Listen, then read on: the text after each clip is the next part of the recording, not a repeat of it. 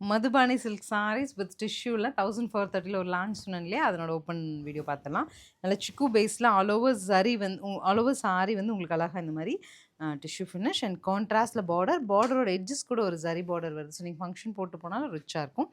And அழகாக சரி முந்தி அண்ட் ரிச் ஷிம்மர் ப்ளவுஸுங்க.